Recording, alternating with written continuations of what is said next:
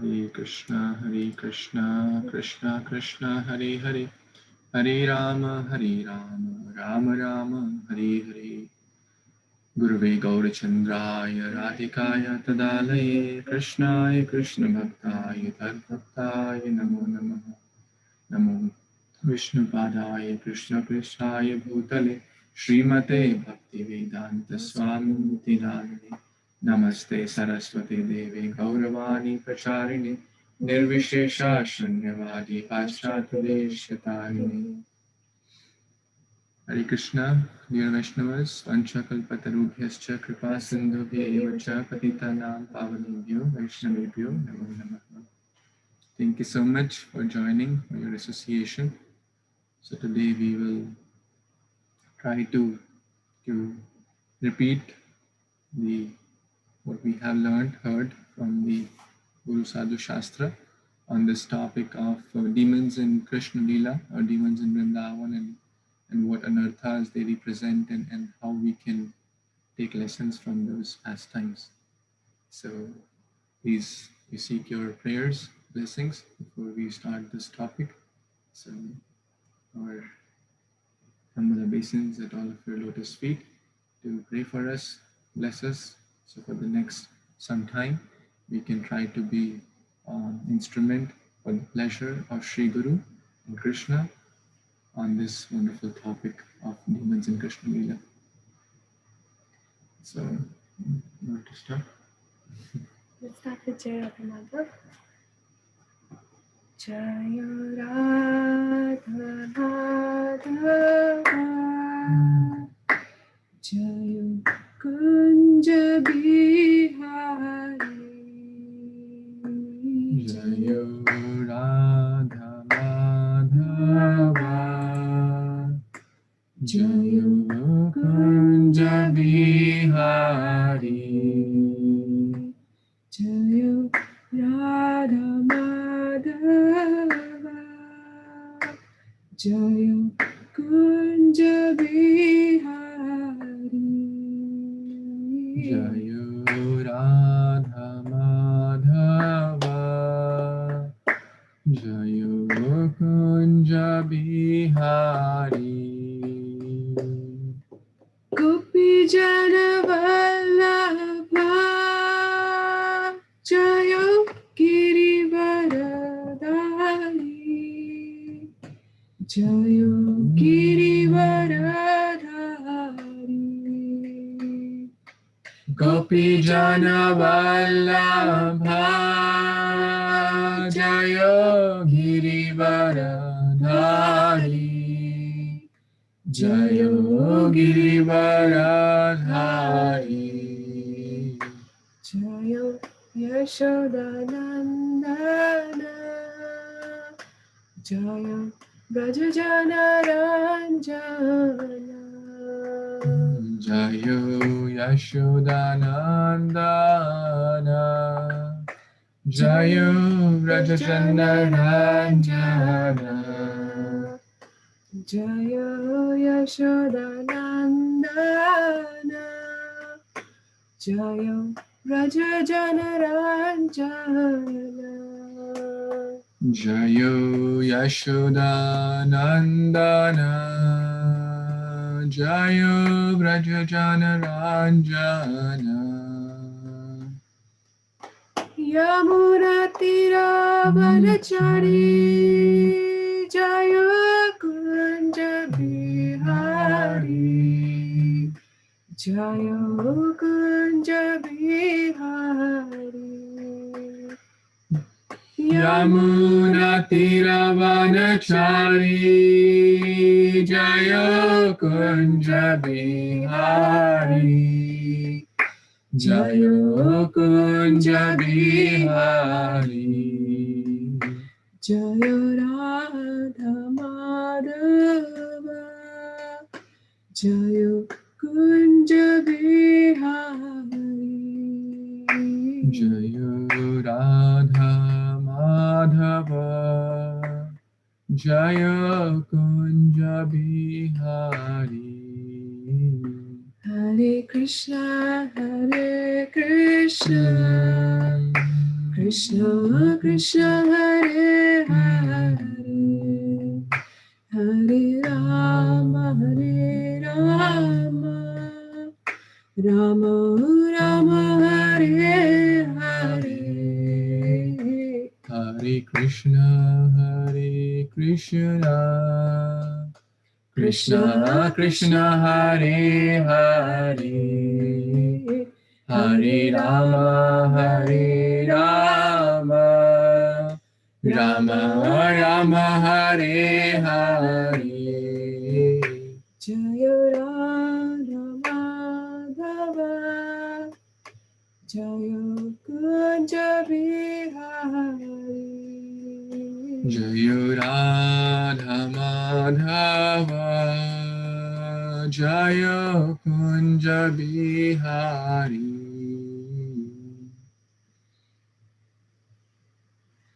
Krishna Mother Ki Jai. Let's start with Mangala chant first. Om Madhyantimirandasya Jnananjana Shalakaya Chakshurunmilitam Yena Tasmai Shri Gurave Namaha Shri Chaitanya Manobishtam Sthapitam Yena Bhutale Swayam Rupa Kadamahyam Dadati Swapadantikam Vandeham Shri Guru Shri Yutapadakamalam Shri Gurun Vaishnavamscha Shri Rupam Sagrajata Sahagana Raghunathanvitam Tam Sajivam Sadvaitam Savadutam Parijana Sahitam Krishna Chaitanya Devam Shri Radha Krishna Padan Sahagana Lalita Shri Vishakhanvitamscha Namo Vishnu Padaya Krishna Prishtaya Bhutale Srimate Bhakti Vedanta Swami Niti Namine Namaste Saraswati Deve Gauravani Pracharine Nirvishesha Shunyavadi Paschatya Deshatarine Namo Vishnu Padaya Krishna Prishtaya Bhutale Srimate Bhakti Siddhanta Saraswati Namine Shri Varshabhanavi Devi Daitai Kripavate Krishna Sambandha Vijnana Daine Pradave Namaha Madhuryochvala Premadya Shri Rupanuga Bhaktida Shri Gaura Karuna Shakti Vigrahaya Namostate Namaste Gauravani Shri Murtaya Dinatarine Rupanuga Viruddha Siddhanta Dvantaharine Namo Gaura Kishoraya Sakshad Vairagya Murtaye Vipralambar Sambodhi Padambujayate Namaha Namo Bhakti Vinodaya Satchidananda Namine Gaura Shakti Swarupaya Rupanuga Varayate Gaura Avirbhava Bhumistvam Nirdeshta Sajjana Priya Vishnava Sarvabhaumaha Shri Jagannathaya Te Namaha Vancha Kalpatarubhyascha Kripa Sindhubhya Eva Cha Patitanam Pavanebhyo Vaishnavebhyo Namo Namaha Namo Mahavadanyaya Krishna Prema Pradayate Krishnaya Krishna Chaitanya Namni Gauratushe Namaha Panchatattvatmakam Krishnam Bhaktarupa Swarupakam Bhaktavataram Bhaktakham Namami Bhakta Shaktikam Jai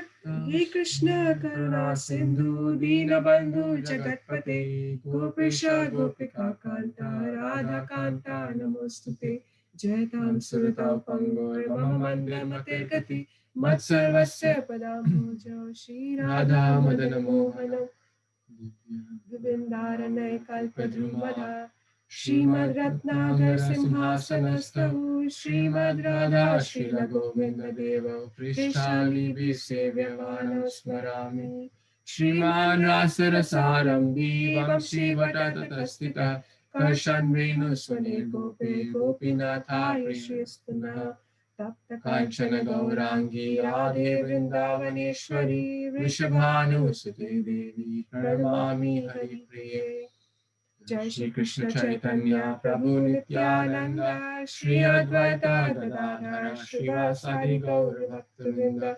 Hare Hare Krishna, Krishna Hare Hare Krishna, Krishna Krishna Krishna Krishna, Krishna Hare Hare Hare, Hare Hare Hare Rama, Rama Hare Hare Rama, Rama Rama Rama Rama, Rama Hare Hare Hare. Hare Hare Krishna Krishna Krishna Krishna, Krishna Hare Hare Hare Hare, Hare Hare Rama, Rama Hare Hare Rama, Rama Rama Rama Rama, Rama Hare Hare Hare. Hare.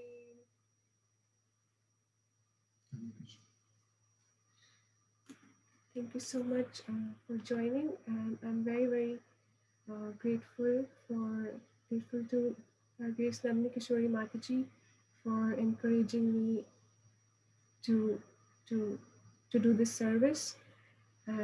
She requested me, she encouraged me in so many ways, and also to my husband, Shubha, who also encouraged me because I was very reluctant to do this, but both of them somehow convinced me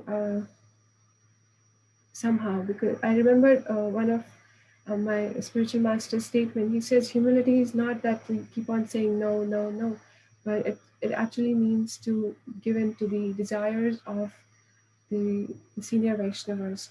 So just keeping that aspect in mind, I'm trying to do this, though I'm still very unqualified to take up this service, but I'll try my best. And it is all based on what our Acharya says.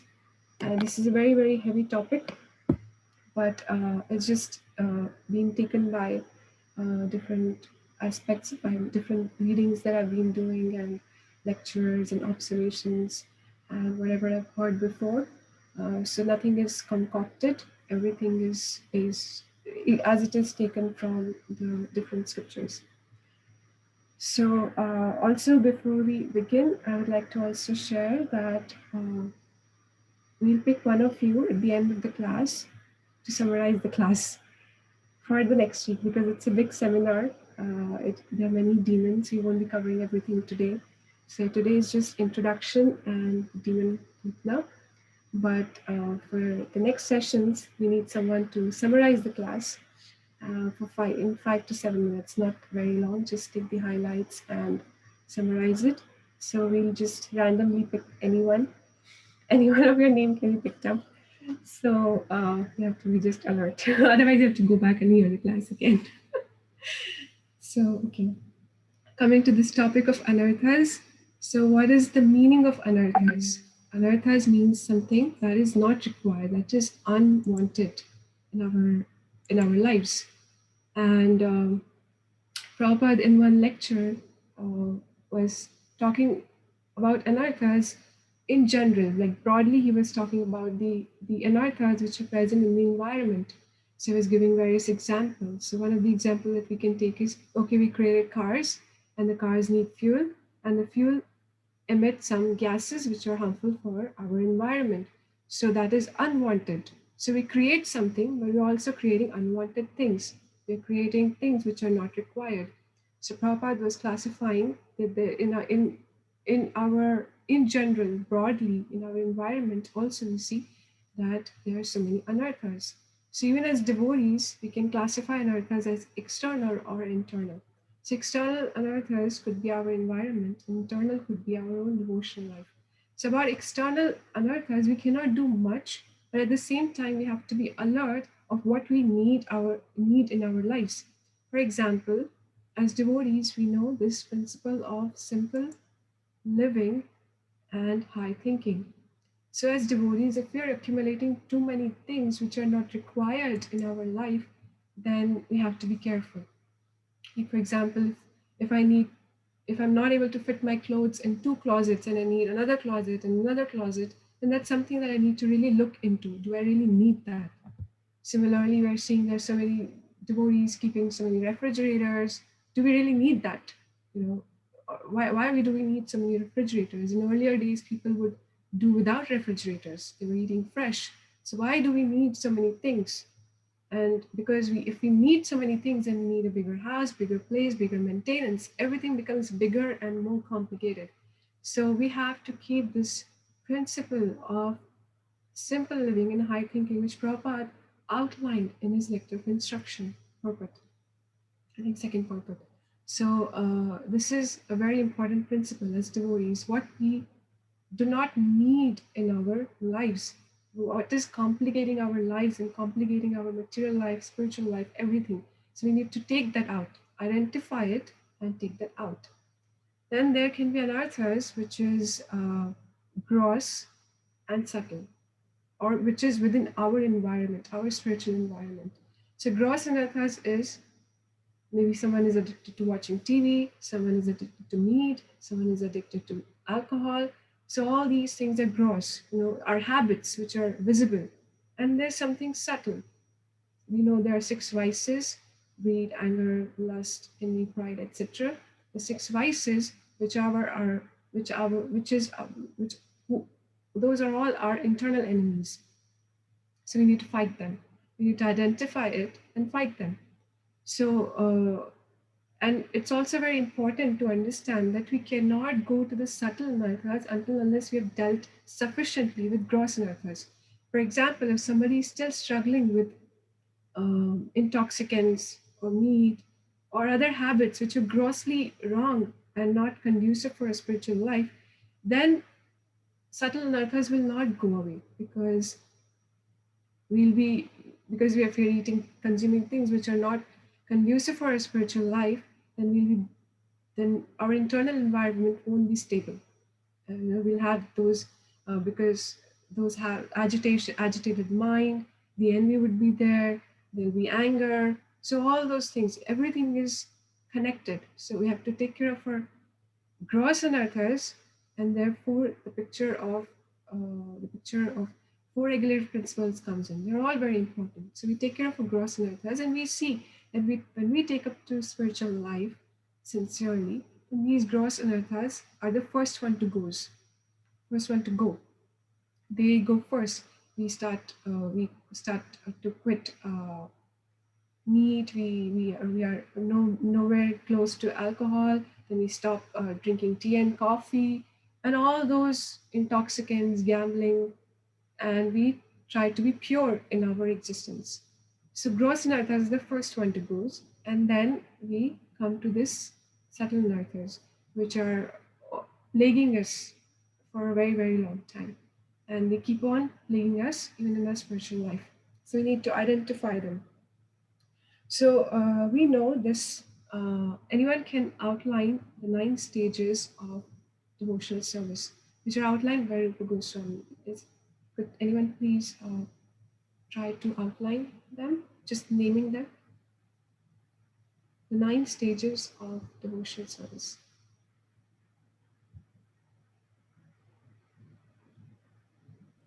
Mataji, Shraddha, Sadhu Sangha, Bhajana Kriya, Anartha Nivritti, Nishta Ruchi,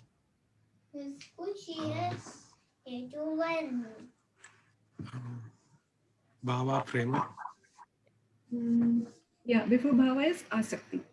So attachment. So these are the 9 stages of devotional service. So we come to devotional service because we have little faith. And then with that little faith, we associate with devotees. And after associating with devotees, we get initiated. So that is sadhu sangha.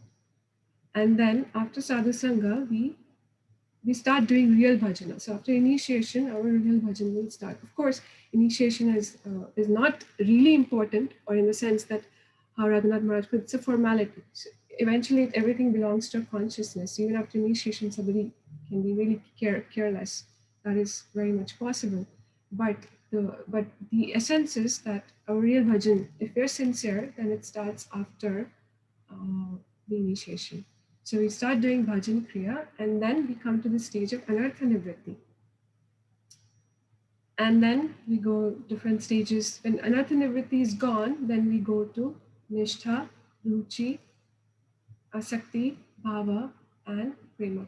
So in asakti, His Grace Sankarshan Prabhuji was explaining that asakti is like that stage where if we are not chanting Hare Krishna, then we are having withdrawal symptoms. Just as an alcoholic, if he's not taking alcohol, can have withdrawal symptoms. He'll have perspiration, trembling, different different symptoms starts manifesting in them. The craving is intense.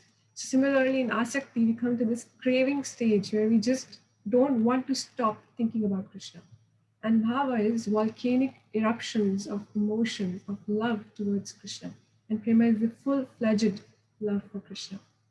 So for most of the practitioners, as Vishwanath Chakravarti Thakur describes in his book Madhurya Kadambini, is that this Anartha Nivritti stage is actually the most prolonged stage in our devotional life.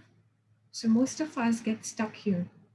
Even though, and if we look at, if we really examine it, we may be making progress in that, but it's a very, very long stage, very prolonged stage. And you may start thinking, are we even making progress? So, but Vishwanath Chakravarti, very in detail, he outlines that there are different ways to examine that even in Narottam Nivritti, we are making progress. So, of course, we're not going into that detail because it's a very deep and different topic, but we'll be dealing with different stories of Krishna, and we'll be identifying our own anarthas and our own enemies. It's also very important to understand that when we are reading this topic of Anartha Nivritti, Srila Bhakti Siddhanta Saraswati Thakur says that do not try to look faults in others, but try to look within yourself and then try to amend them. That is the real principle. So when we're reading such topics where the anarthas come, it's not that we start looking for these anarthas in other devotees. That is not the point. It's the onus of the spiritual master to look for problems in a disciple and then uplift that. Unless we are in that position of leadership or guru, we do not have any right to pinpoint or see those anarthas. We just have to turn the blind eye, or we have to see that I am also full of baggages and that devotee is also full of baggages. So we're all in the same boat, and all we have to do is just pray for each other and progress in spiritual life. But unless we are in a position to rectify anyone, and are not in the position of authority, then we must not try to look for these because they can become another anartha, the criticism. So we have to be careful with that.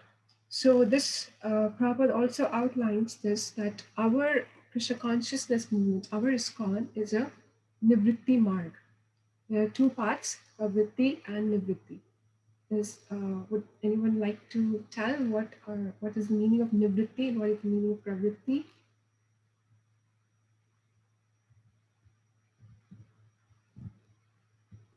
This we have read in Bhagavatam also, and this comes in Bhagavad Gita also. Mataji, pravritti means with desire, with material desire, and nivritti means nishkam, without any material desire. Pravritti is correct. Nivritti means you have to get rid of things which are not required. So we have to, in one sense, we can say we have to decrease our material sense gratification, or we have to get rid of something which is not required. Just as we say, okay, quit smoking, quit alcohol, quit meat eating. So these are nivritti. We have to minus these things because we don't need in our spiritual life. And so nivritti means you have to decrease. So anartha nivritti means you have to decrease, you have to get rid of these anarthas. Anarthas means unwanted. Unwanted things which we do, which are baggage, which is like dirt in our spiritual life.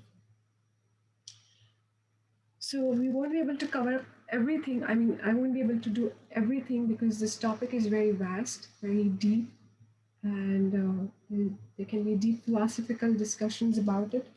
And there's also my own shortcoming because I'm not perfect. I'm still learning in this devotional life. So there can be many, many different aspects to it. But I would just try to stick to whatever I could find out by my different readings. And so we'll go by that. And this topic actually will not make much sense to new devotees because, when we are new, when we are just fresh in Krishna consciousness, we are very, very submissive. We are very, very enthusiastic. We are very, very humble. We are like sponge. We are still learning.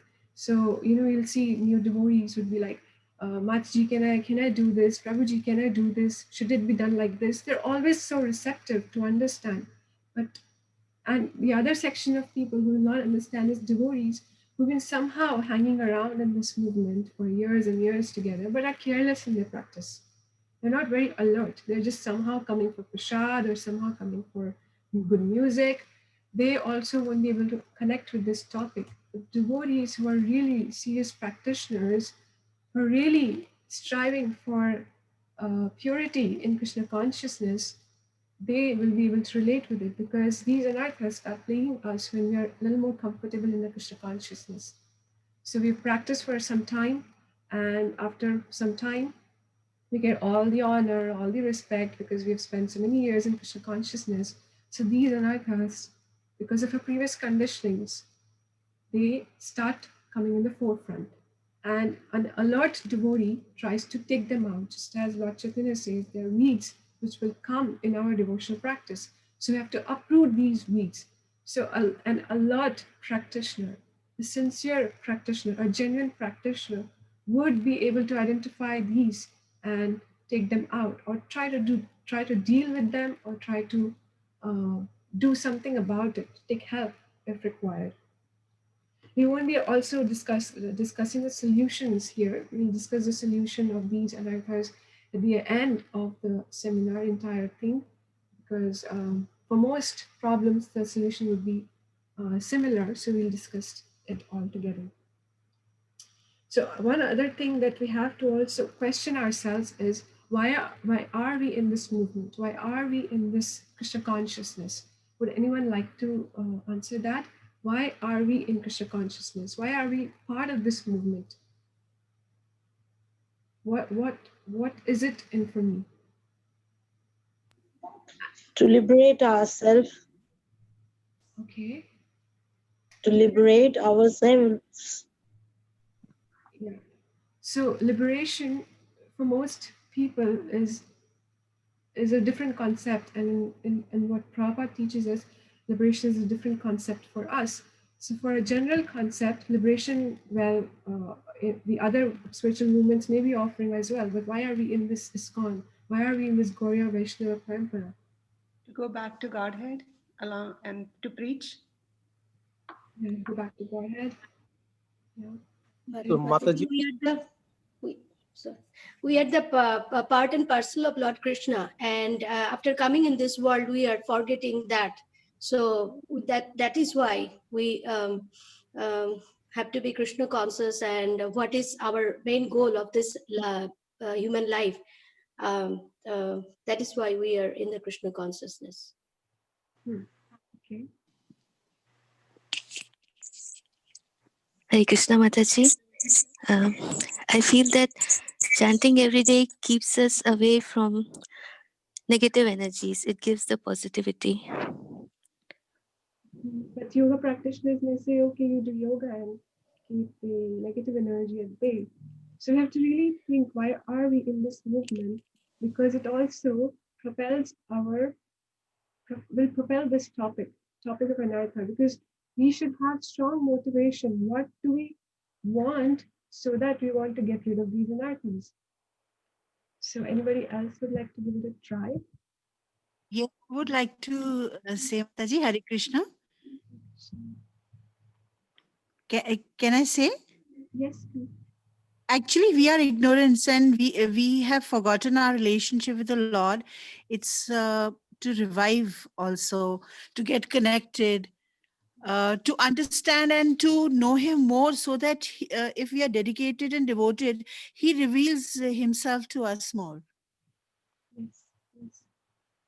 Very close. Yeah. Just one word, or three words or two words that somebody can say, it just actually summarizes everything. Why are we here? Okay, so Prabhupada was a pharmacist before he took sannyas. He was a householder, and his business was to sell these pharmaceutical products.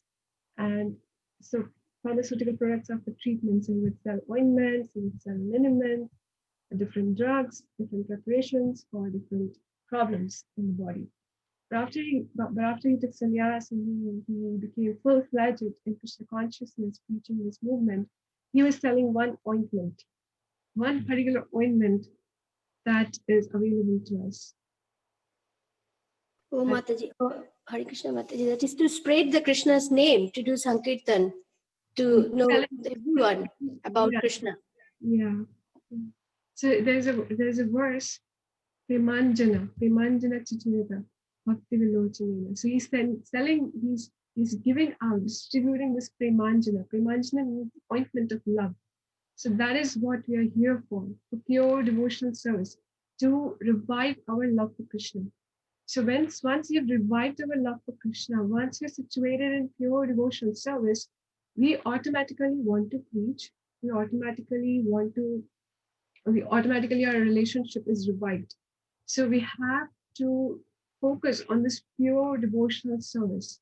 Because if our devotional service is not pure, we won't be able to enter Krishna's kingdom. That is very, very important to understand. If it is not pure, if we have still something which is holding us back, we won't be able to enter Krishna's kingdom. So it has to be very, very pure. So therefore, we have to endeavor for pure devotional service. And in that endeavor, we have to get rid of anarthas. Because only one thing that is separating us from Krishna is this anartha, are these impurities in our heart. If somebody is having difficulty with dealing with gross anarthas, then something is seriously wrong with your practice, because that means, we should be getting rid of gross anarthas quickly. And when we come to this subtle anarthas, then we have a great battle to deal with. There'll be onslaught of different vices, different conditionings, different baggages, as we were reading with different demons, what they represent. There'll be different problems that will be coming because of our impurities, because of our conditionings. And therefore, we have to uproot them. We have to be very hardworking to take them out of our lives. So therefore, if we remember, okay, what is my intention? What is my motive in doing some service? Why am I here in Krishna consciousness? It's for pure devotional service. So my duty is to cultivate this pure devotional service. And if we focus on ourselves, then we can influence others. We can influence with that positivity. We can influence with others with our purity and our potency in Krishna consciousness. But if we are weak, then it will be difficult. So the movement has to be very, very pure.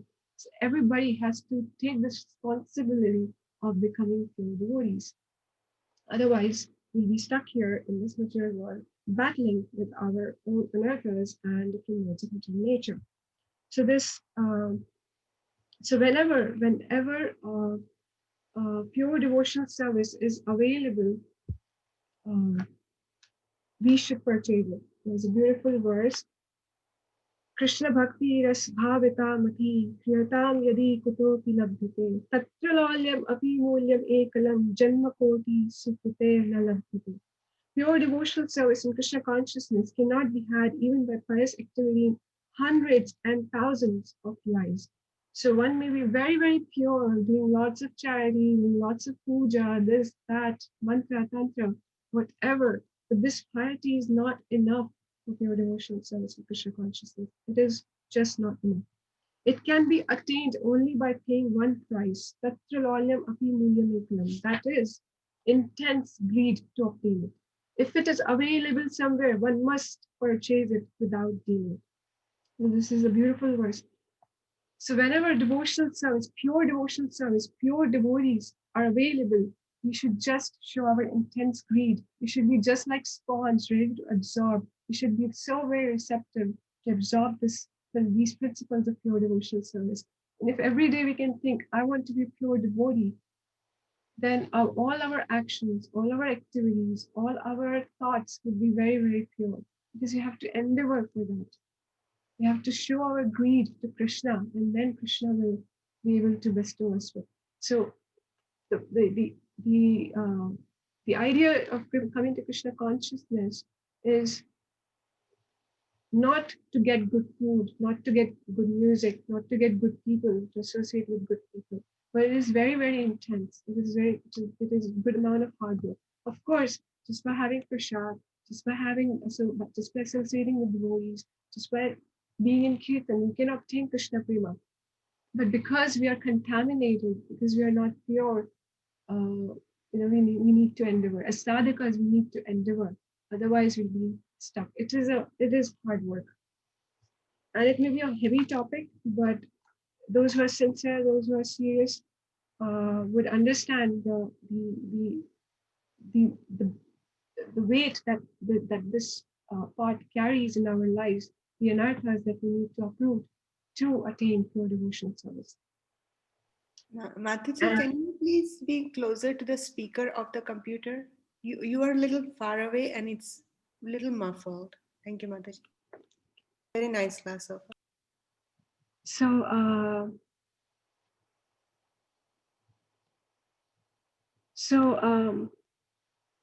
And His Grace Adigadar Prabhu was mentioning when he was talking about Chankachura demon is that as practitioners of Bhakti Yoga, we're gonna encounter all these demons or anarthas in our life as practitioners.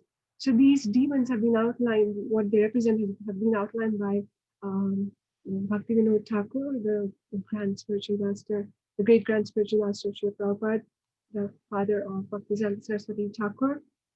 So as practitioners of Bhakti Yoga, we will have to encounter these demons or anarthas in our practice, because our conditionings will press upon us.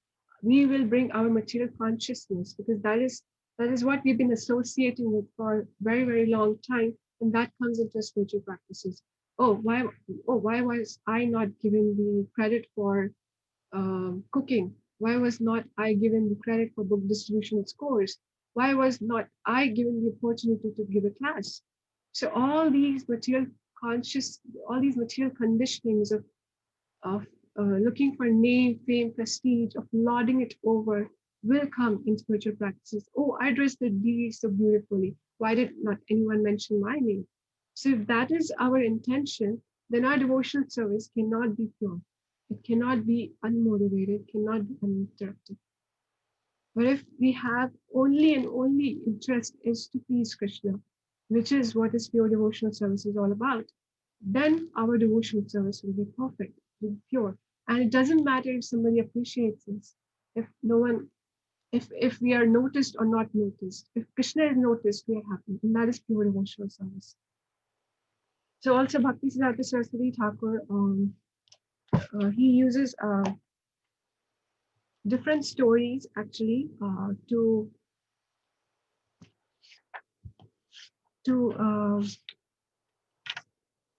teach different aspects of devotional service. He uses different anecdotal pastimes, some stories from general stories that he would use to deliver something very heavy. And I would like to read one of the stories, which is entitled Lalu and Kalu. A grocer had two sons, Lalu and Kalu. He wanted them to learn basic measurements on a weighing scale, and as such, he entrusted his boys as to a tutor. The boys were so unruly and naughty that a number of tutors proved themselves unable to impart this minimum instruction to them.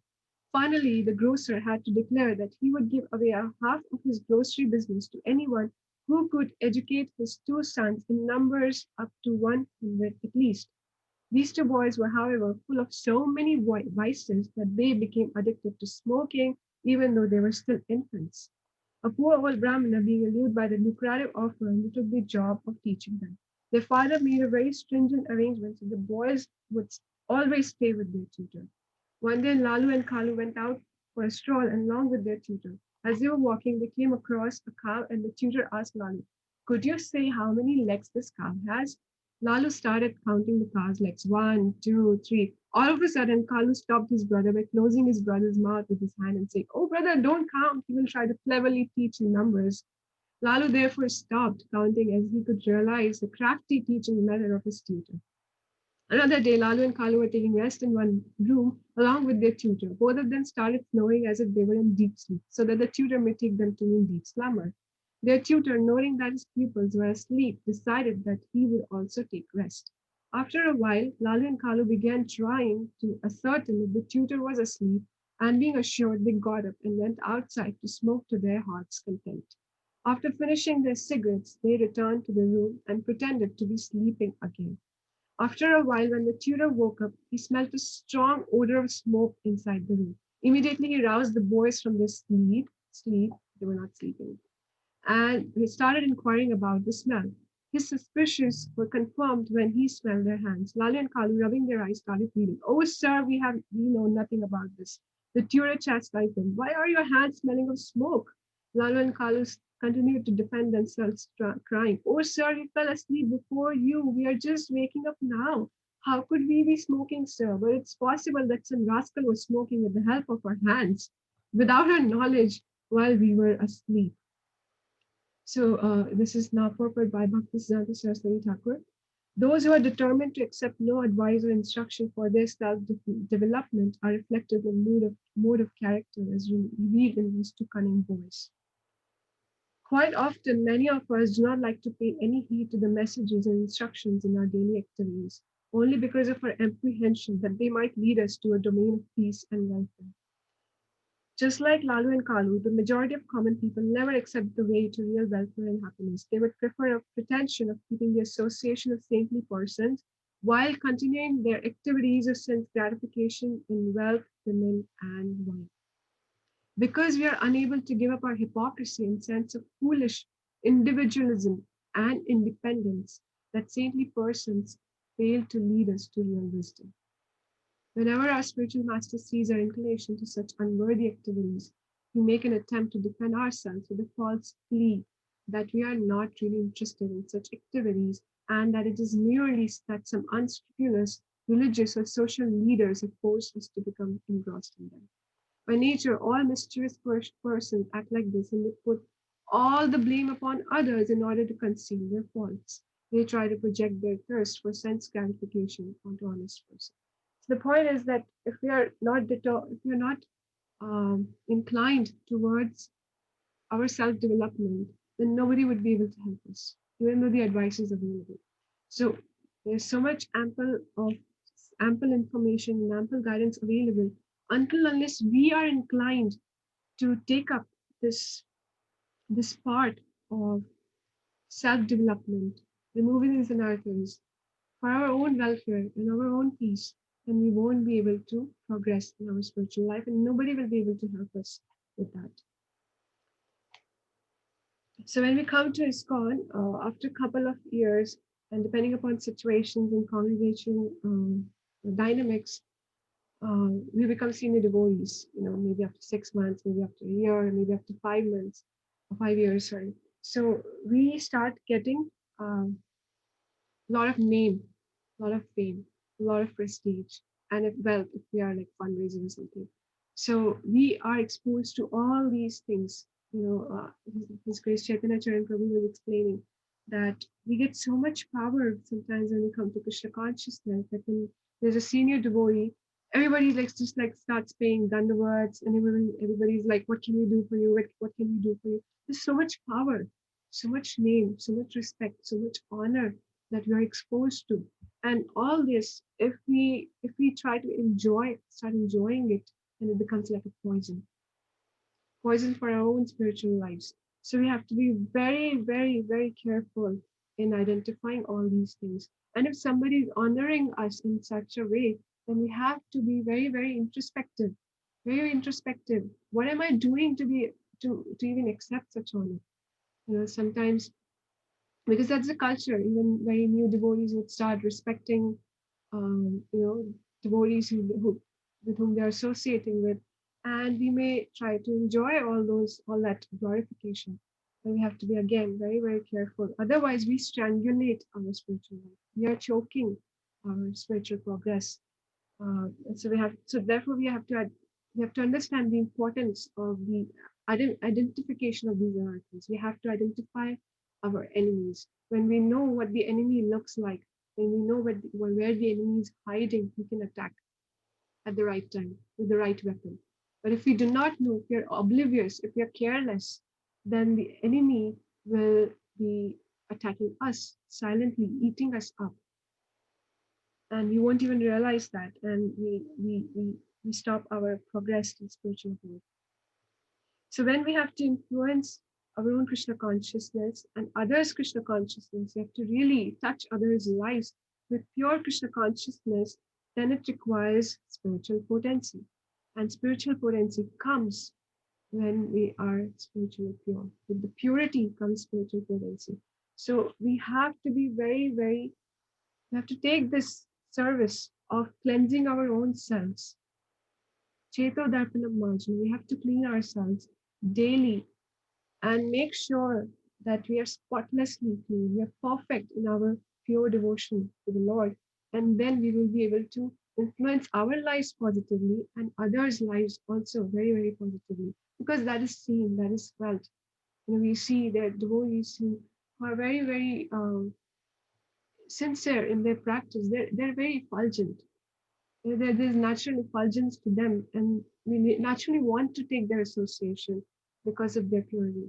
So we have to be very introspective, we have to be very aggressive, we have to be very, very diligent in this cleansing process, in getting rid of these anarthas, in getting this crud out, in getting this baggage out of our lives.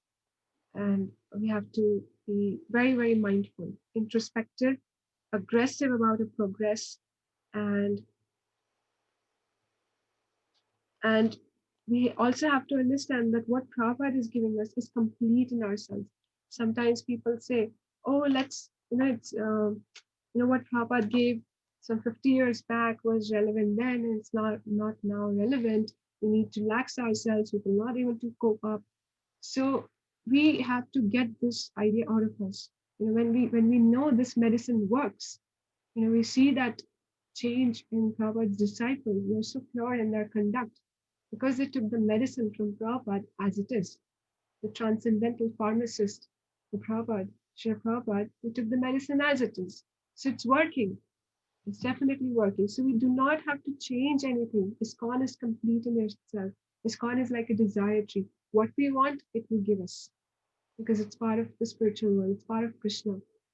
So it is complete. What we want, we will get. If we want name, fame, prestige, it will give us. But if we want pure devotional service, it will also give us pure devotional service.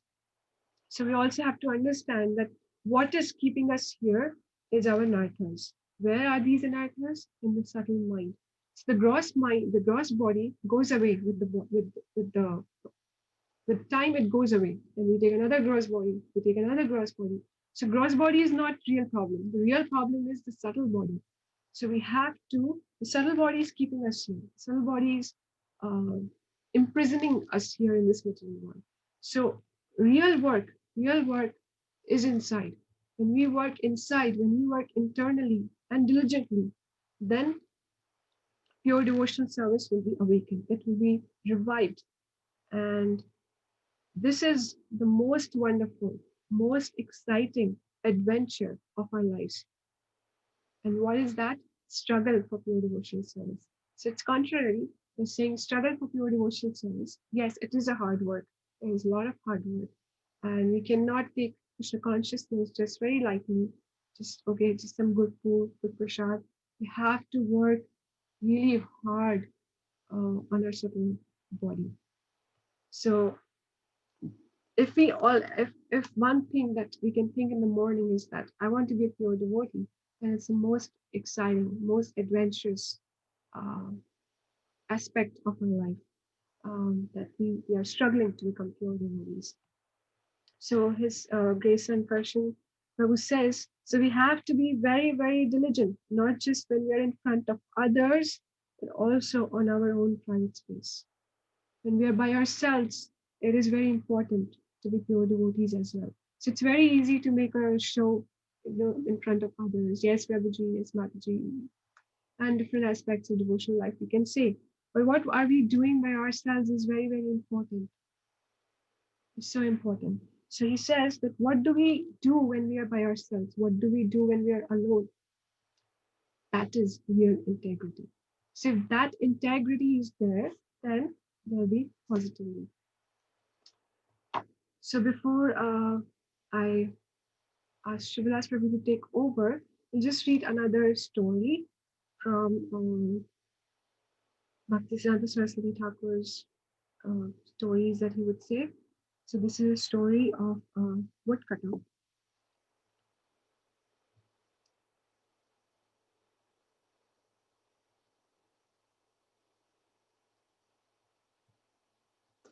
So this is a story of a woodcutter.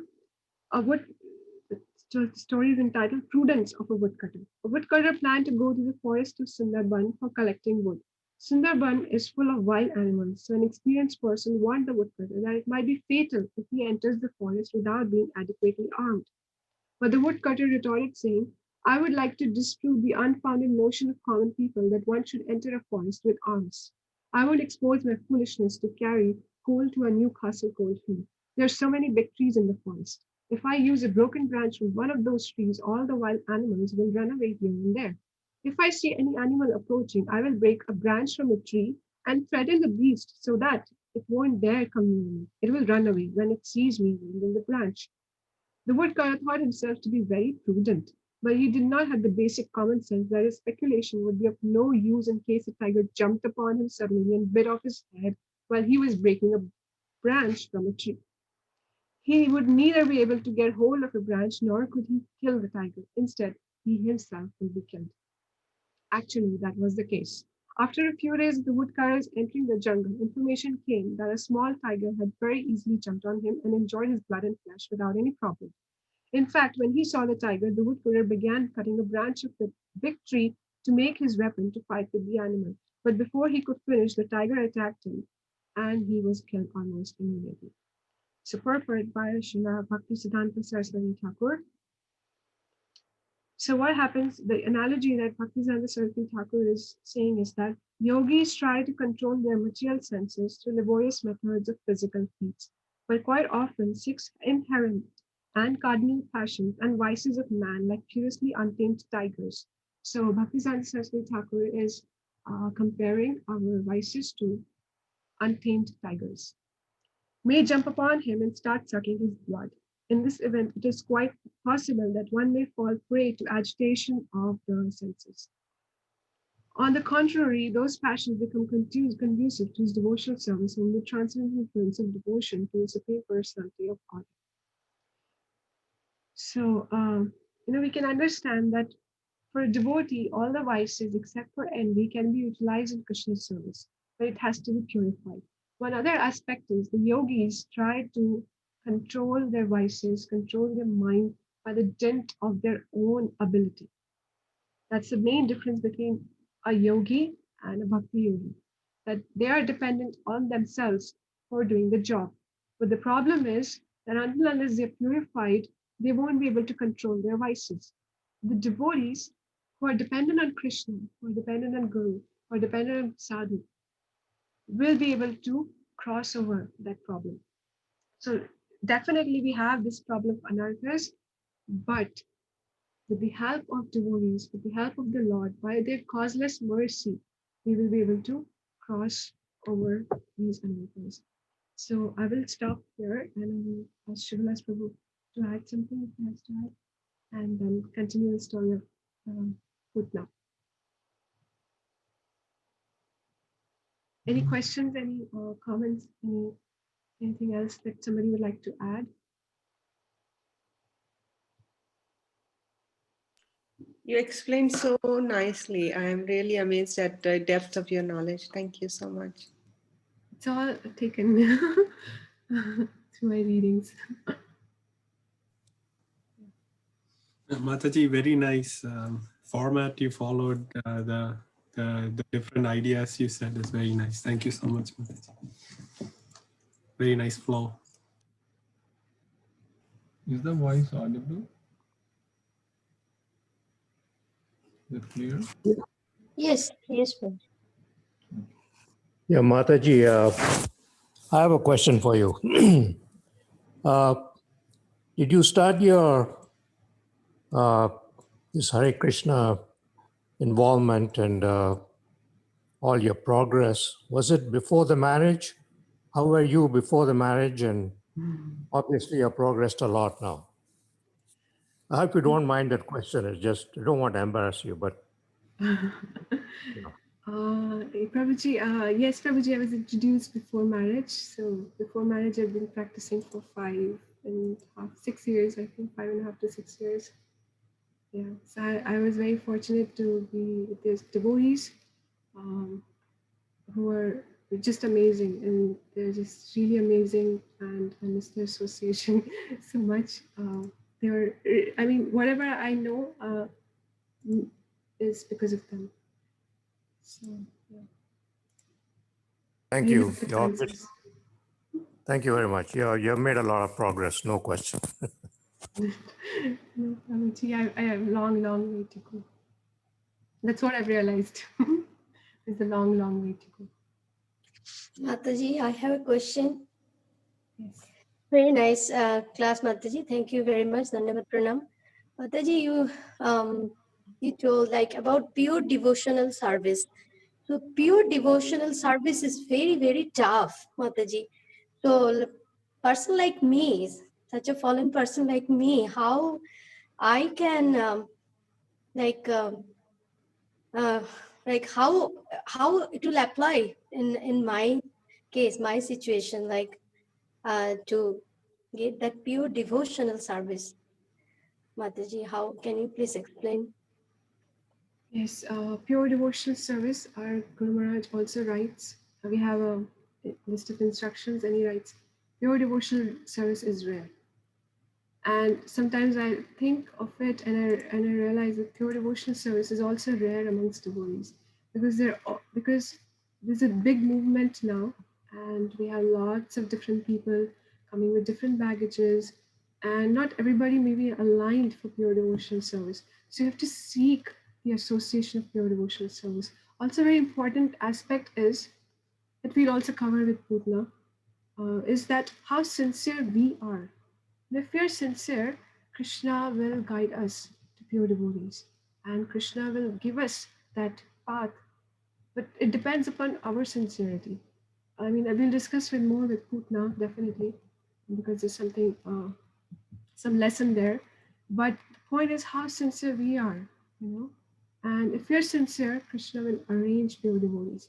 And as we were discussing this beautiful verse, that only and only price that we have to pay is intense greed. So when we see devotees who are of that caliber, who are of that stature, where we can understand they're really mature, and all they want to do is talk about Krishna and give Krishna and share Krishna and nothing else, then we must take their association as much as possible. And if we take their association, we become like that. We become like them, because that's what devotees do. You know, if we want to be cheated, then Krishna takes us to cheaters. But if you want to be really sincere, then just be with devotees. It becomes easy. All we have to do is seek these association of such devotees. And when we get there, just don't leave them and be with them. And in that flow, definitely we become pure devotees. Definitely it's very rare. It's a lot of hard work, but it's not impossible. That's what Sankarshan Das Prabhu says, that it's not possible. He gives seminars on pure devotional service, spiritual purity, Uttama Bhakti, and he says it's difficult, definitely difficult, but it's not impossible. We have to endeavor, because in one sense it's our true nature, isn't it? Even though we have been covered by our conditionings from time immemorial, but our real nature is actually pure devotional service. So all we have to do is revive it, and reviving may take some effort. It's a slow process, but we'll get there. And as long as we are sticking with devotees' instructions, what they want us to do, if we try to do our best, then the mercy flows. The more we do what they're saying, the mercy flows. And the mercy flows, then Krishna notices us. And Krishna notices us, and he bestows us with pure devotional service. Does it help, Thank you. Mataji? Yes, Mataji. Thank you.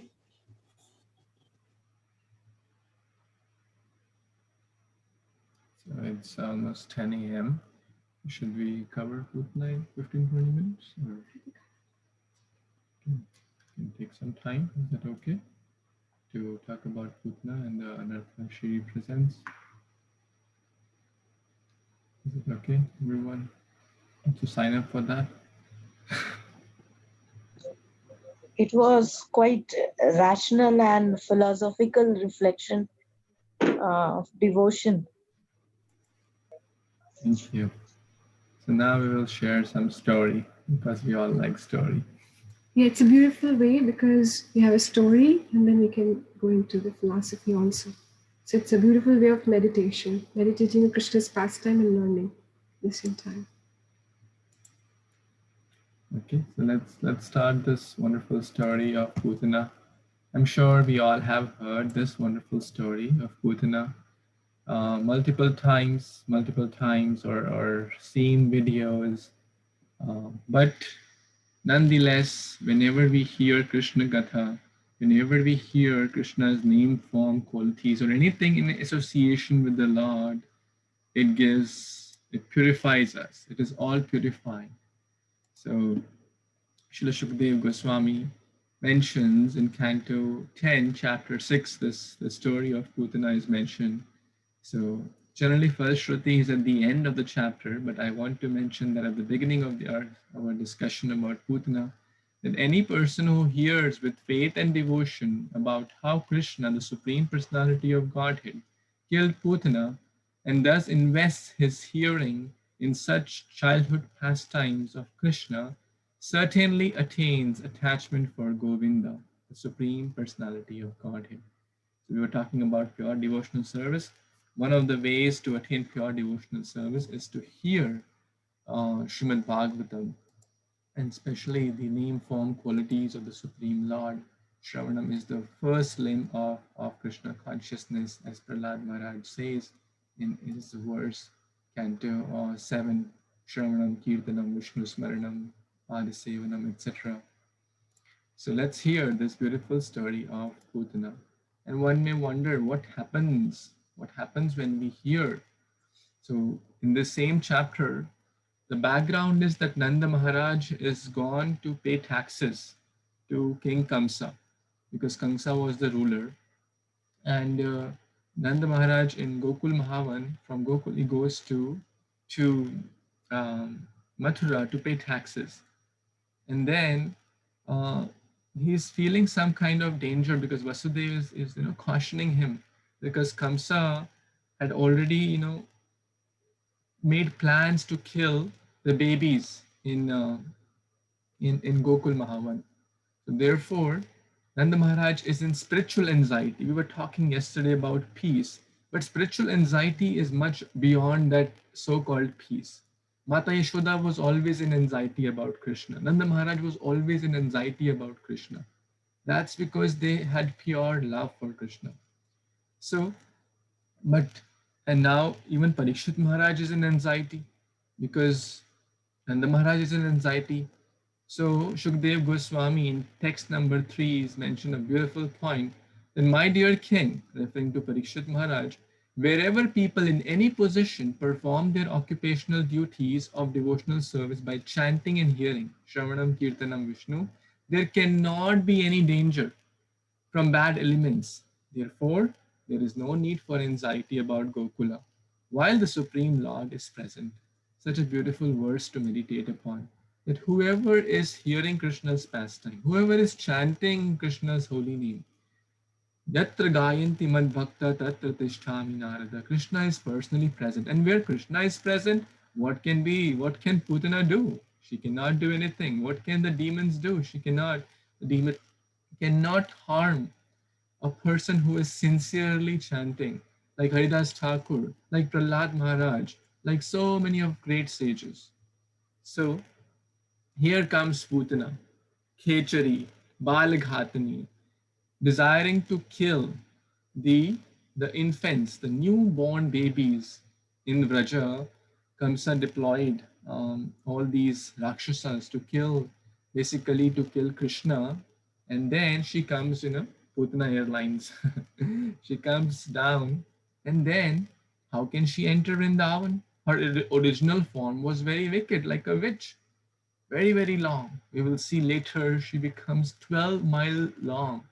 But to enter in Vrindavan Dham, in Brajadham, she takes the form of a beautiful damsel, a very, very beautiful damsel with beautiful features and garland of flowers and nice face painting and uh, and all the gopis, the gopas, everyone was enamored, including Mata Rohini, including Mata Yashoda. They were all enamored. They thought that there's some Apsara come from celestial planets, and everyone was so enamored that no one questioned that we have not seen you in this place before. Where have you come from? So, but actually, she was a demoness sent by Kamsa. Kamsa was so wicked because of his false ego. That's an important lesson. That one could give the order to kill the innocent children. Hmm. Especially in this day and age, also we see innocent animals, cows, calves are killed. Why? Because of the evil-minded Kamsa mentality, the Kamsa-like people. So Putana was very, very expert in killing the young children. So she came and no one questioned. And basically, Putana also had in her previous life, she was the sister. In some places it's mentioned the sister, Ratnavali. In some places it's the daughter of Bali Maharaj. And she developed a desire to feed milk to, to Vamandev.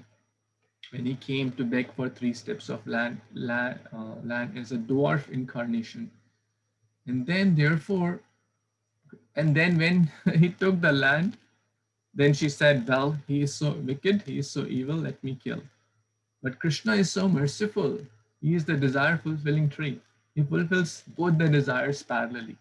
So then she came as Putana so that she could feed the milk and she could also try to kill. Well, who can kill Krishna?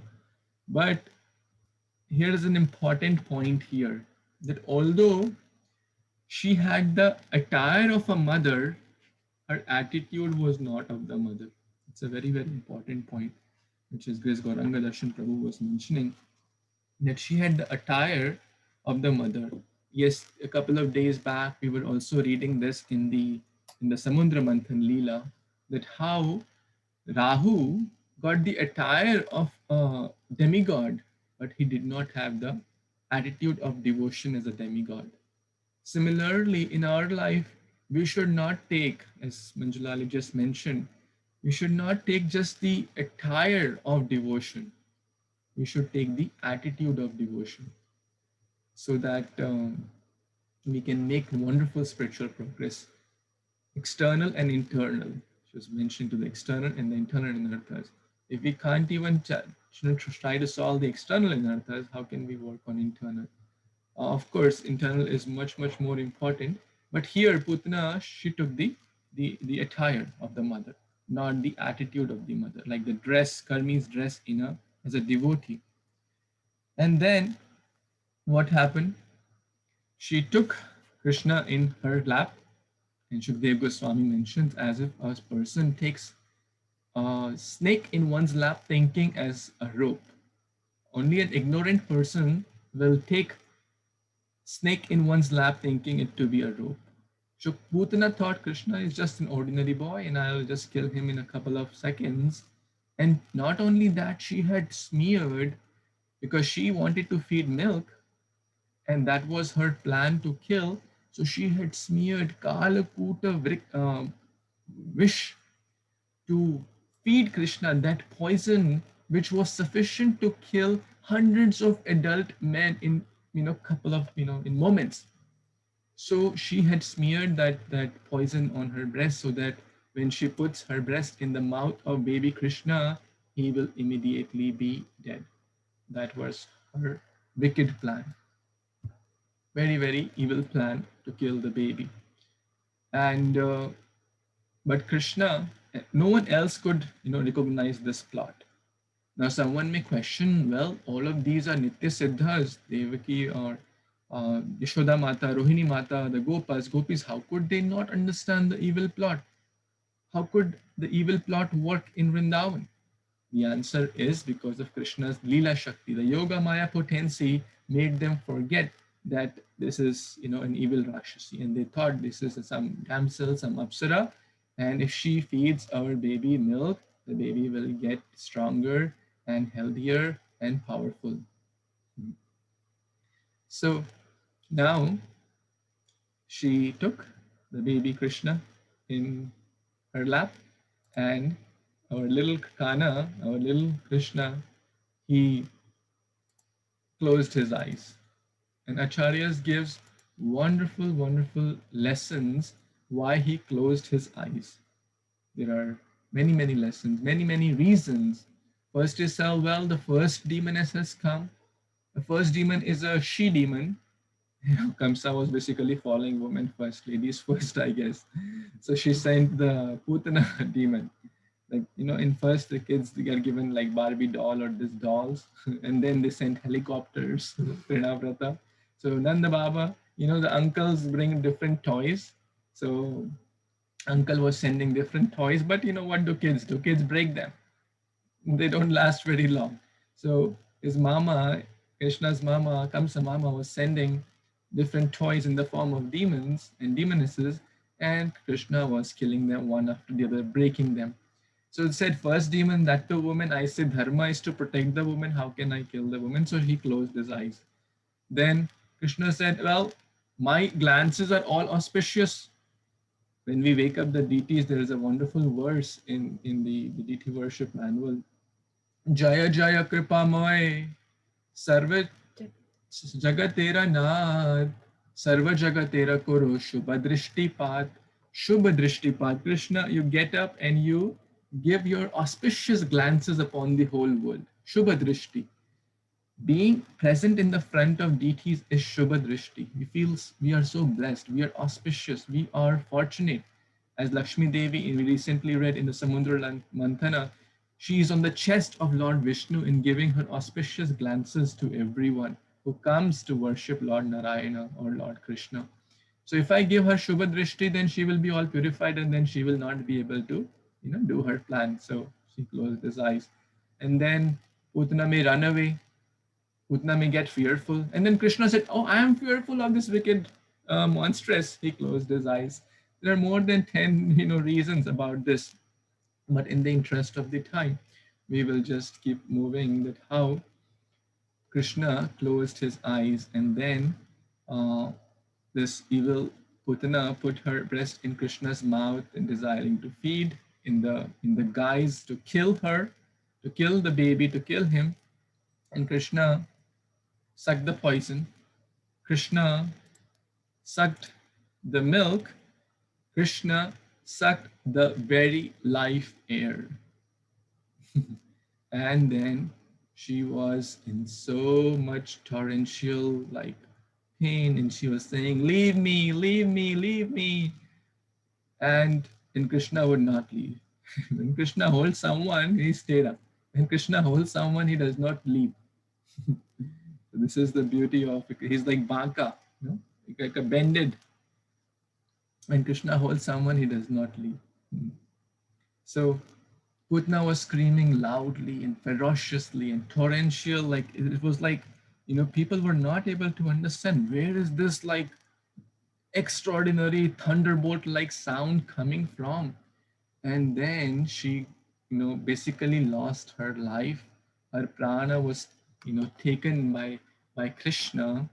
And then also she expanded to her original size, which was about 12 miles long. Such a gigantic body Putna had, 12 miles long. Can you imagine? That's about 20 kilometers. And then she went and fell down in the gardens maintained by Kamsa. So it's interesting that she did not harm any Gopa or any Rajavasis. Rather, Kamsa, who deployed Putana to kill Krishna, when we, try to, what's that analogy? When we dig a hole for someone, we ourselves fall into that hole. Same thing. The Kamsa trying to use Putana to kill others, it became a cause of his own disturbance. When we try to plot evil things for others, it will come back. The law of karma, very simple. As we sow, so shall we reap. If we try to harm others, it will only harm our own self. This is also shown in this verse.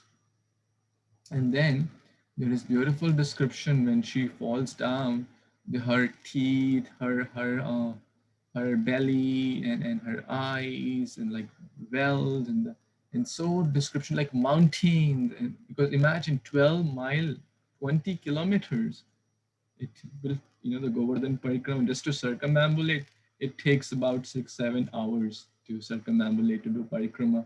So how big her body must be.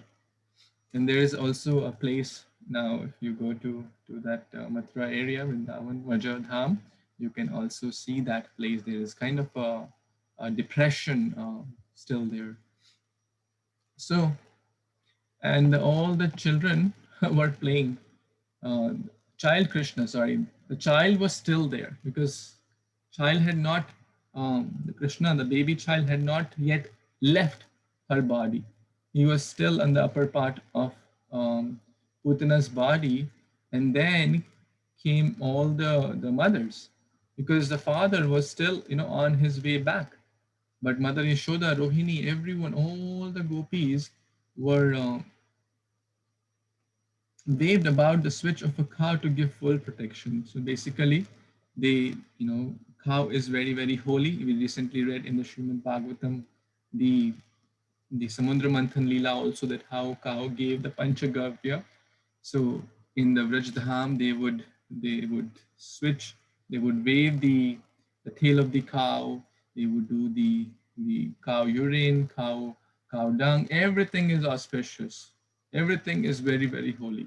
Not only from the spiritual perspective, even modern science has, done a lot of research in this and developed so many medicines, even to cure, things like cancer, regulate the body's elements, kapha, vata, pitta, etc. So not only medically, but spiritually very, very potent. Therefore, it's used in Charanamrita, used in Abhishek of the deities. So that's coming from Ishuddha Mata. And then they purified Krishna in multiple ways. So many wonderful lessons are there. And then what happened? A beautiful smell of agru, very, very fragrant smell was coming from Putana's body when they were trying to cut the body. Basically, when a snake was there, they would, Prabhupada mentioned, so Sadhana Maharaj was mentioning that they would cut the snake in different parts. And in the village, there was notion that if we leave the snake kind of body like this, then the air somehow the snake could come back to life. So they would cut the body and then burn in the fire. But when this monstrous was being burnt in the fire, when the Gopas had cut in different parts, she was full of impurities, right? But can you guess? I think I already told, but very, very fragrant smell was coming. So can anyone, think about like why the fragrant smell was coming instead of evil, foul smell? Anyone? Hare Krishna Prabhuji, maybe because she was killed by the hands of the Supreme Personality of Godhead, and somewhere I've read, even though she wanted to kill him, but Krishna she got an opportunity to at least feed or just give her breast to Krishna, and she's almost taken as her mother. Krishna is so merciful that he took her as her mother in spiritual world. So maybe that's why, Prabhuji. I don't know. I'm sorry if I've spoken something very wrong. Thank you. That's correct. Anyone who comes in contact with Krishna, who is all pure, so any touch, basically they become Krishnais. So if matter comes in contact with spirit, the matter will become spiritualized or Krishnais. Therefore, when we offer food to Krishna, that is, ordinary matter, correct? But when it is in touch with Krishna, when Krishna has tasted it, he can eat through his eyes also, through his glances also, Shubha Drishtipat, then that food is no more matter. That food is spiritual. It is all pure. It is all Krishna. Is anything in contact with Krishna. Therefore, it is not, we should not take anything, whether it is. So we can imagine even the dead body of that evil Rakshasi had become so pure. It was like grew like incense, fragrance. What to speak of direct flower offered at the lotus feet of the Lord, or tulasi offered at the lotus feet, or incense, or any paraphernalia. How much potency they have, or the bhoga offering. If done in the right consciousness, it is all pure. It is very, very purifying because everything gets Krishnized. So this is another great lesson, how to Krishnaize ourselves by being in more and more contact with the Supreme Lord through different elements, chanting, reading, hearing, the honoring prasadam, or smelling the flowers offered to the lotus feet of the Lord, incense, and the lamp, and things like that. Everything we can become spiritualized. So, and then what happens, the story kind of continues, and Srila Shukdev Goswami mentions that Putana got the position as a mother, as a dhatri. Aho bakiyam sthanakalakutam jigham sayapyad api asadvi lebhe gatim dhatri muchitam tatonyam kamba dayalu sharanam rajima. In this material world, okay, if person has even good consciousness to help, we may think twice. Oh, yes, he's trying to be very nice. Maybe he has some hidden agenda. Maybe he has some agenda to harm me. But look at Krishna. Even has someone grossly agenda to harm, Krishna does not see that. Krishna sees the little good she had, 1.001%. Oh, I want to feed this person as a mother. Krishna forgot everything else. Lord Padmanabha, his eyes are closed, and Lord Jagannath, his eyes are big. So showing, then when the question is about the fault, Lord closes the eyes. When the question is about good, the Lord magnifies his eyes, very big, like a magnifying glass, Lord Jagannath. But what happens to conditioned, materialistic, fallen souls like myself? When the question is about seeing good, I close my eyes. But when the question is about seeing the faults, I magnify those. This is the difference between materialistic people and pure devotees. Or Krishna. Ishwara swabhaver bhaktir nalay aparadha alpaseva bahumani atma prayant prasada. Krishna does not take faults. It does not mean we should become like Putana or we should have that negative notion towards the Lord. The point is that Krishna only sees the good and ignores the bad. So this is a great quality which we can also try to learn. We should ignore the bad and only magnify the good. As Manjulali mentioned, everyone has their baggage. So this is anartha nivritti is not for others to tell, hey, you have this anartha, hey, you have this anartha. It is for us to be introspective, to meditate upon my own anarthas, so I can try to work on those. And in others, I only just magnify the good. It is not my responsibility to tell them what anartha they have. It is their teacher's responsibility, their guru, their spiritual master. In text number 37 and 38, Srila Shukdev Goswami mentioned basically here that a Putana like monstress who came to kill Krishna attained the transcendental position of a mother. Is it easy to become Krishna's mother? It is causeless mercy. What to be said of the cows whose nipples Krishna sucked with great pleasure and who offered their milk very jubilantly with affection exactly like that of a mother? So in short, if one is that did very insignificant little good service to the Lord only saw that, and that too in the mood to kill. What to speak of someone who is trying to render, trying to render. You're not pure devotee, you're trying to render pure devotional service. And when we keep trying, Prabhupada said, fake it till you make it. We will one day be able to get there. We should not be hopeless, we should be helpless. And when we become helpless, when we see our anarthas, it should lead us to be more prayerful in our consciousness, more humble, more sincere. That Krishna, look at me, I have so many faults. I think I am great, but I have so many faults. I know. People may say, oh, you are great, you do this, you do that. But inside, I know I have so many long way to go. So what to speak of someone who is sincerely trying to render his or her state? We cannot imagine if Putana, like monstrous, attained the stage of a mother. So Krishna searches for some reason, direct or indirect, to shower his mercy on the demons. What to speak of his devotees? What do I search for? Good or bad? It's a question I should ask myself. Krishna searches for reason to shower mercy. Oh, one reason. Oh, delivered. Ajamil. Oh, one time he said Narayan, forget about the past. Go, Vishnudutas, help him out. Little service with wrong mentality has so much value. What to speak of? The right intentions. And now we come to the anartha which Putana represents. So Putana represents pseudo guru.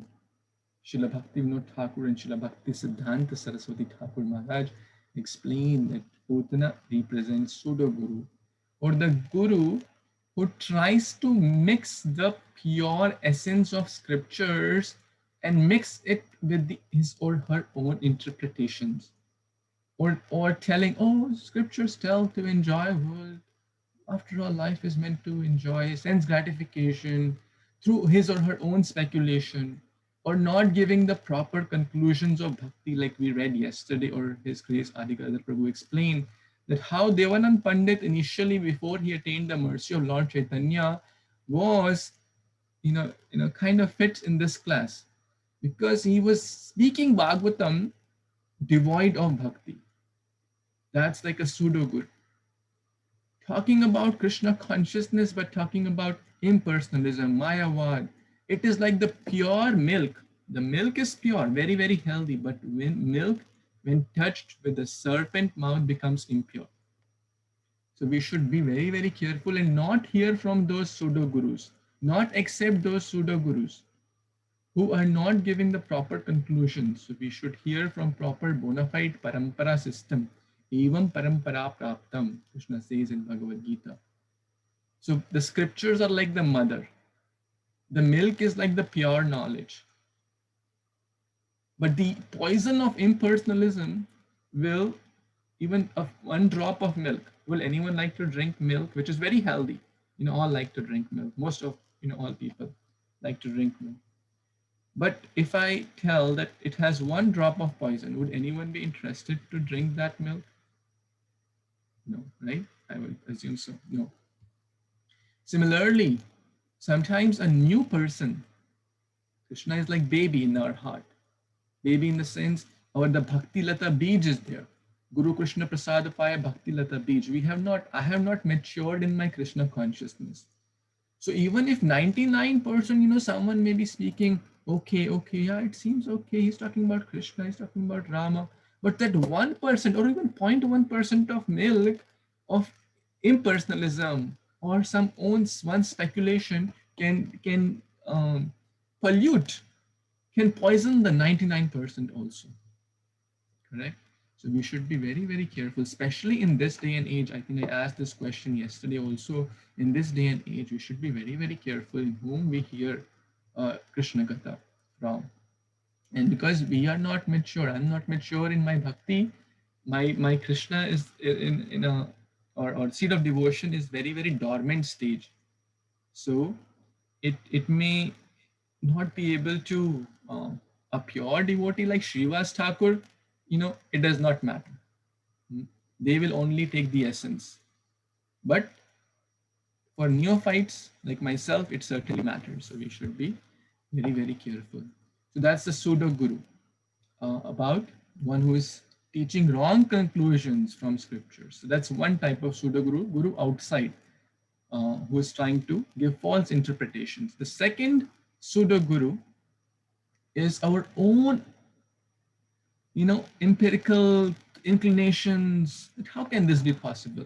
Like one example coming to my mind again from yesterday's class, Gopala Chakravarti. When Haridas Thakur was explaining the glories of Harinam, how can this be possible? This seems to be an exaggeration. If this is true, my neck will fall, or your neck will fall. If this is false.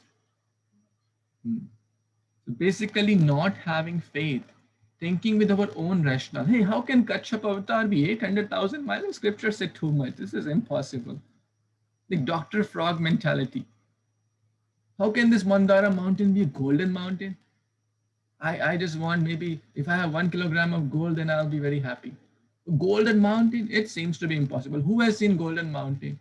So this putting our own empiric logic, our own tiny intelligence to understand the infinite simul intelligence to understand infinite, we cannot understand through our own speculation.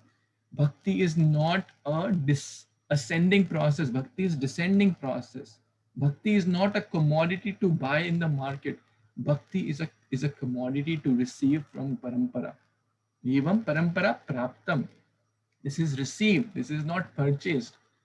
So we should not try to understand through our mundane logic, through our tiny intelligence, through the Dr. Frog mentality, the frog in the well trying to measure the depth and the width of the ocean through one's own body. You know the story, right? Is this it's a little different there, yes. So even the Dr. Frog, the second story you shared, the woodcutter story, also actually very nicely fits in this connection, right? That how that person felt, no, I know better. I know how I will fix the situation if the animal attacks me. Well, the Guru Sadhu Shastra were telling, if you go, you will be, chopped off. They are much stronger than you. No, I know. I will make a tool, I'll make a weapon from the tree branch and I'll fix the situation myself. So having doubt in the words of Guru Sadhu Shastra will only lead to what happened to that woodcutter, our destruction, the destruction of our Krishna consciousness.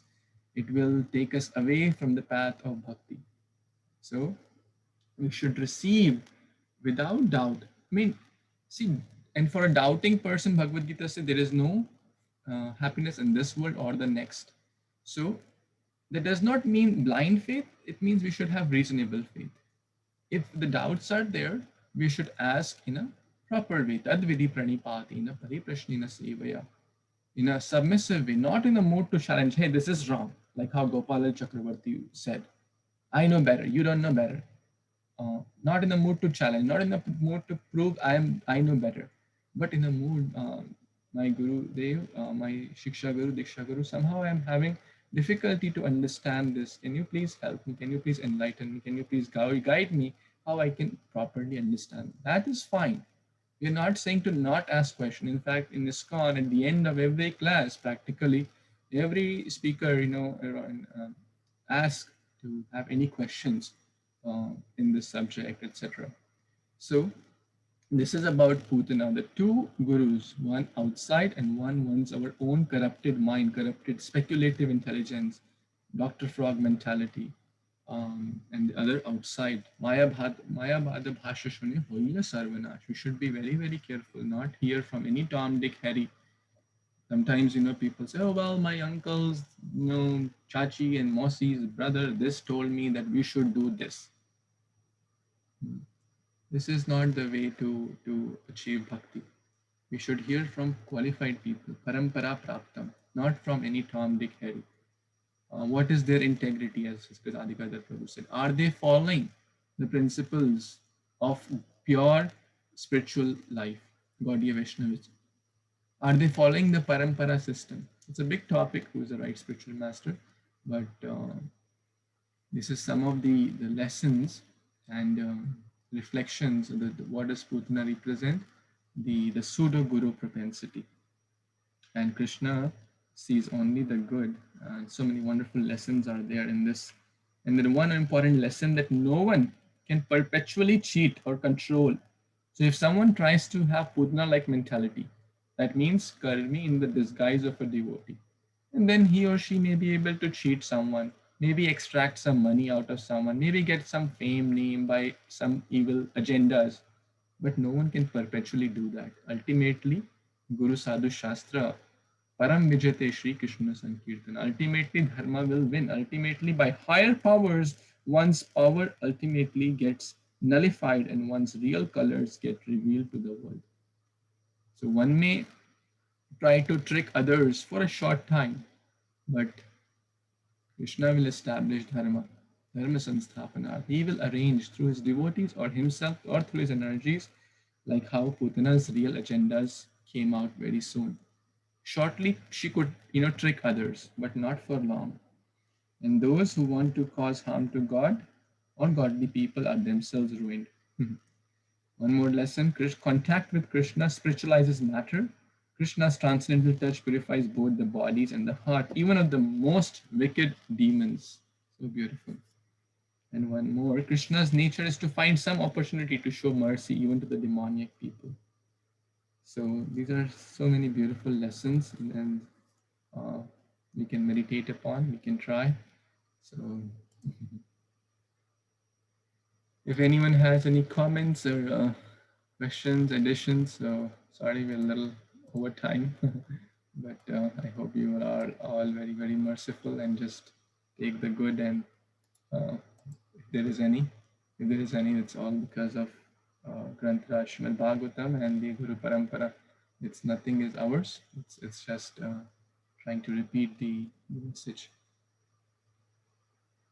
Hare Krishna. Thank you.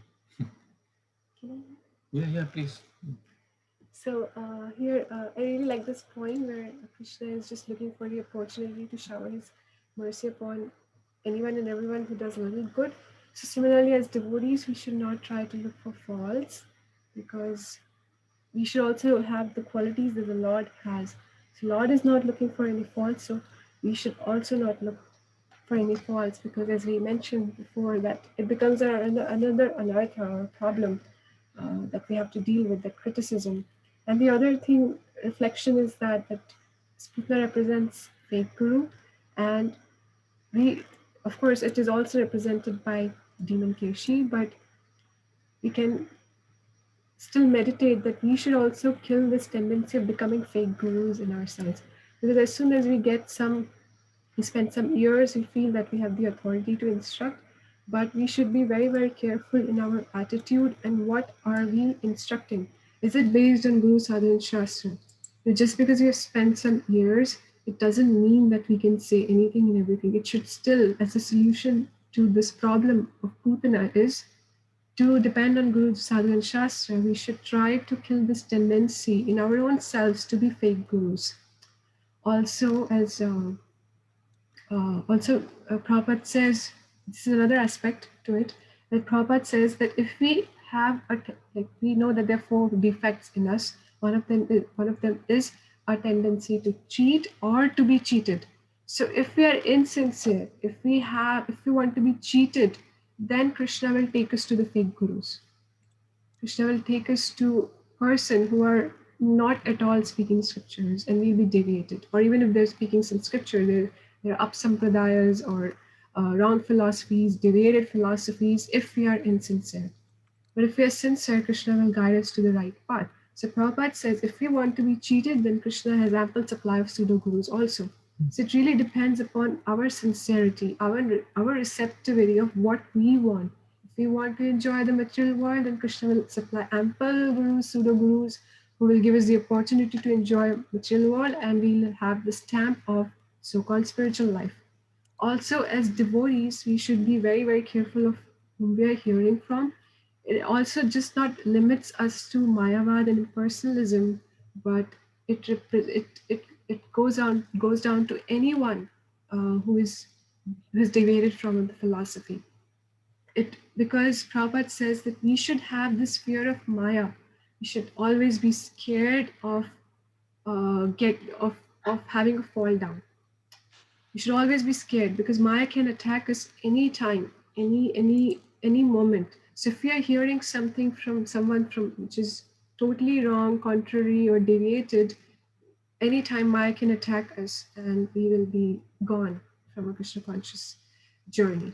So we have to be careful in all these aspects. Would anybody else like to add anything or ask anything?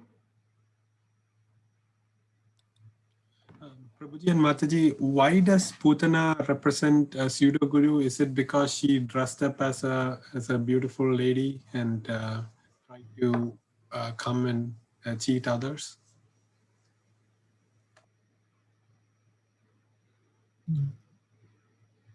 Yeah, basically, these commentaries are given by Srila Bhaktivinoda Thakur and Bhaktisiddhanta Saraswati Thakur.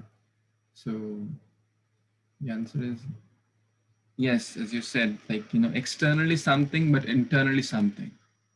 That represents pseudoness or crookedness or fake. So to be not in and out the same. Thank you. Like the other demons, they came in most of them in the demoniac form. Most of them. Yes. Okay. Thank you. Hare Krishna, Mataji and Prabhuji, Danat Pranam, Oglisha Prabhupada. Such a wonderful class. It's so nice seeing both of you together and preaching very, very nicely. I wish to someday get your association and hear from you personally. So thank you so much. Thank you for your association, Mataji. Thank you so much. Please bless us.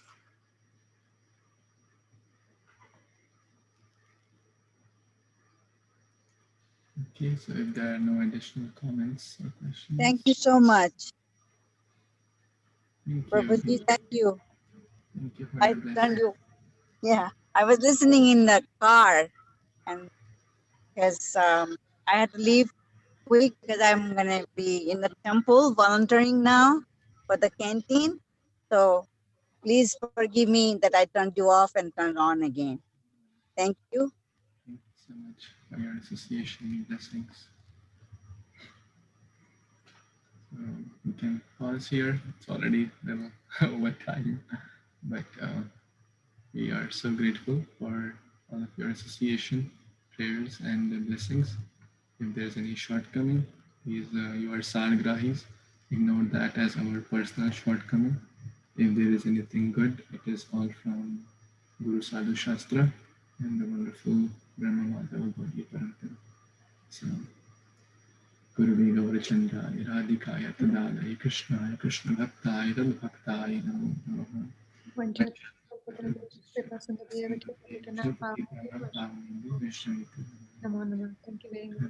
Srimad Bhagavatam Purana ki jai. Jai. Jai. Srila Prabhupada ki jai. Samaveta Gaura Bhaktivinoda ki jai. Hare Krishna. Hare Krishna. Hare Krishna. Thank you, Prabhuji. Hare Krishna. Hare Krishna.